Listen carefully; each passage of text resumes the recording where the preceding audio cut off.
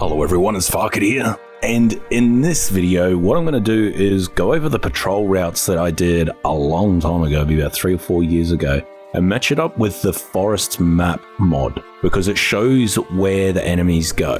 This was going to be part of a video where I was going to show you how to prevent being attacked so much, and it's still going to be.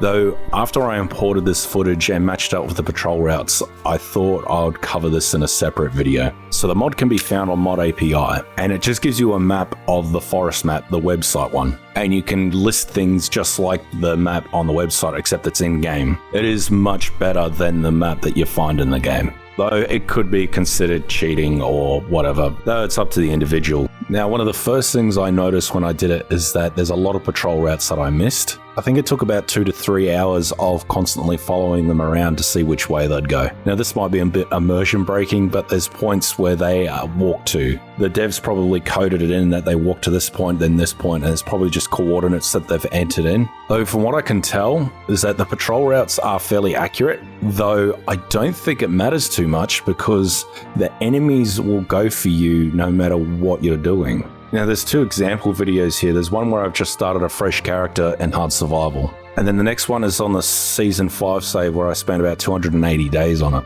I didn't really notice any difference. What I did notice though is that if you spawn a worm, it won't show up on the map. So to get to the crux of it, they know where you are everywhere you go, even if you don't leave a trail.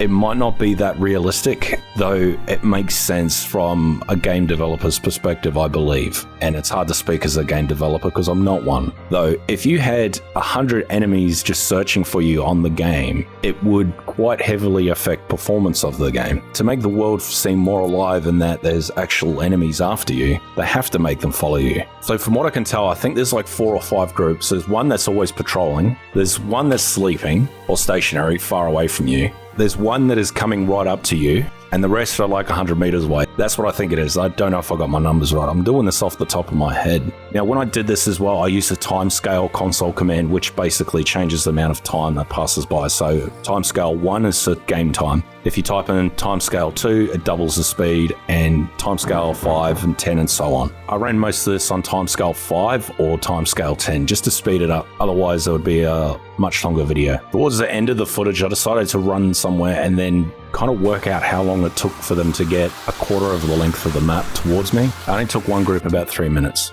Trying to think of what else I was going to cover, but I can't think of it. This is probably why I should script. Though I think the takeaway is the patrol routes are fairly accurate still, though there are routes that I did not put in. Though the thing is, are the patrol routes relevant? I think they are to a certain extent, because to get to you, they're going to take those routes anyway. But they're going to take more routes that I did not add to the game. But also keep in mind that I made those patrol routes about 3 years ago, and the game was being updated for another 1.5 to 2 years after that. And they may have seen that video and gone, well, we don't want the players knowing what the cannibals are doing and the mutants. So they might have changed it up or added more. To add more variables to it. One of the funny things I did find is that there was a couple of cannibals just sitting in the water, Geese Lake, right in the water. And I don't know what they were doing there. They didn't drown though. They were there for a long time as well. I also noticed at one point that a lot of them went to sleep during the day. And I think they do like swap over shifts. So some will sleep during the day, and once that's ended, the other half will go to sleep during the day. But it didn't happen consistently. The way that the game's AI was designed was in a way that they did not want players to know or understand it. They wanted to keep the game a surprise and to keep the players guessing and to make the game feel more alive. And you can understand the benefits of that because